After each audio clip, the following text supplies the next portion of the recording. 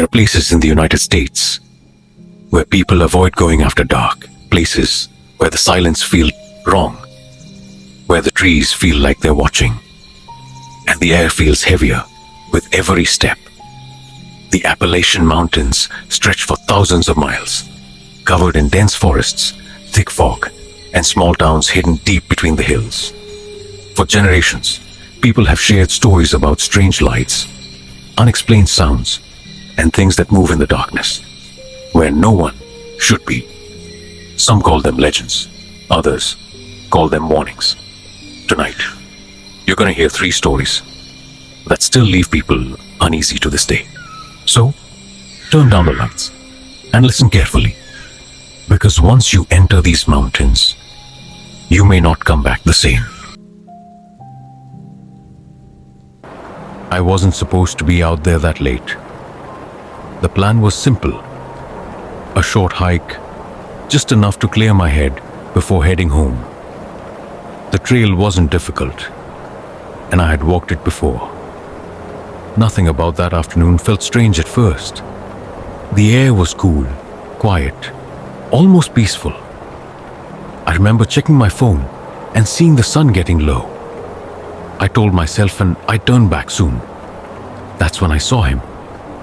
A hiker walking ahead of me on the trail, maybe 50 yards away. He moved slowly, steady, like he had all the time in the world. I actually felt relieved. Being alone in the woods right before sunset always makes me a little uneasy. So, seeing someone else made me feel safer. I tried to catch up, but no matter how fast I walked, he stayed the same distance ahead. Not closer, not farther, just always there. I called out once, "Hey!" No response. I figured he didn't hear me, so I kept going. The trail narrowed as the trees got thicker. The sounds of birds slowly disappeared. Even the wind felt weaker, like the forest was holding its breath. I called out again, louder. Still nothing. Something about the way he moved started to bother me. He never looked back, never adjusted his pace, just walked forward, almost like he knew exactly where he was going. After a while, he turned a corner in the trail. I followed right behind him, maybe 5 seconds later. But when I reached the bend, there was no one there. The trail was empty. I stopped completely. There was nowhere he could have gone. Thick trees on both sides, no side paths, no sound of footsteps leaving the trail. Just silence. I felt my stomach drop. I told myself maybe I was imagining things. Maybe he moved faster than I thought. So I kept walking. But that's when the forest started to feel different. The light faded faster than it should have. Shadows stretched long across the trail, and every tree looked taller, darker. I pulled out my phone. No signal. That's when I decided to turn around. Walking back felt wrong immediately. The trail didn't look familiar anymore, even though I had just walked it. Every turn looked the same. I started moving faster. That's when I heard it. Footsteps behind me. Slow, steady, matching my pace. I froze. For a few seconds I told myself it was just an animal, or maybe another hiker. I turned around slowly, and there he was, standing on the trail behind me. The same hiker, completely still, too far away to see his face. My chest tightened. I waited for him to move, but he didn't. He just stood there. I turned back and kept walking, trying not to run. I could feel my heart pounding louder than my footsteps. Every few minutes, I glanced back. Sometimes he was there, sometimes he wasn't. And every time I saw him, he was a little closer. The silence in the forest felt heavy, almost alive. No birds, no wind, nothing but my breathing. I don't remember how long I walked after that. Eventually the trees opened up and I saw the parking lot, my car. I practically ran to it, locked the doors, and sat there shaking for a minute before looking at the time. 3 hours had passed. It felt like maybe 30 minutes. I told myself I'd never go back there again. Later, I mentioned it to a local I met at a gas station nearby. I described the hiker, the way he never turned around. The man just nodded slowly and said something I still can't forget. He said, "People see him sometimes, usually near places where others go missing." I asked him what he meant. He just shrugged and said, "If you ever see someone walking ahead of you on the trail and they never look back, don't follow them." I always loved hiking alone.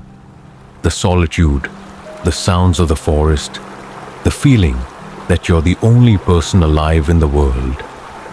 It's intoxicating. That's why, last October, I decided to explore a trail in the Appalachians that very few people talk about. Locals call it Whispering Hollow, but I thought it was just a dramatic name. I was wrong. The day started normally. The trees were golden with fall leaves, the air crisp. I followed the trail until I reached a narrow valley shrouded in fog. It seemed unusual for the middle of the morning, but I didn't think much of it. I set up my small campsite, lit a fire, and began eating. Then I noticed it. The fog was moving, unnaturally. It wasn't drifting with the wind. It seemed deliberate, creeping along the ground, thickening around me. My stomach tightened. I had a bad feeling, the kind you ignore at first because admitting it feels very weak. At first I told myself it was just the forest playing tricks on me.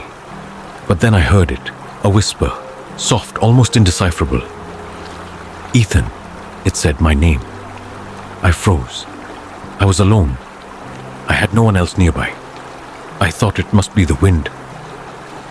Until the whisper came again, louder this time, calling my name with something like insistence. Panic rose in my chest. I grabbed my flashlight and pointed it toward the fog. That's when I saw it, a shadow, not quite human, just at the edge of the fog. It didn't walk. It glided, silent. Its outline flickered like smoke. But I could feel it, watching me, studying me. I ran. I ran down the trail, tripping over roots, slipping in the mud. But every time I looked back, the shadow was still there. Or maybe it was closer. My mind raced. I didn't believe in monsters, ghosts, or things. But something was here, and it wasn't natural. The whispering continued, not just calling my name now, but words I couldn't understand. Sometimes, it mimicked voices I'd heard before. My sister, my best friend, pleading, crying, urging me to come closer. I stumbled into a small clearing and tried to scream, but the sound barely left my throat. Then everything went silent. The fog thinned slightly, and the shadow was gone. I thought I was safe, until I noticed something on the ground. Footprints, only they weren't human. Long, thin, and impossibly deep, leading into the forest, and then disappearing completely, as if the forest itself had swallowed them. I didn't stop running until I reached my car, parked miles away. I swear, as I drove down the winding roads of the Appalachian foothills, I kept catching glimpses in the mirrors. That shadow gliding behind me, always just at the edge of sight. I never went back to Whispering Hollow, and I haven't told many people this story because no one would believe me. But sometimes, at night, I swear I still hear whispers calling my name. And I can't shake the feeling that it's still out there, waiting, patient and watching. The best part is is that no one really knows what hides deep in the Appalachian Mountains. If you've ever experienced something strange in the woods, leave it in the comments. And if you want more true, unsettling stories, make sure you're subscribed. Until next time, stay safe and don't follow the whispers.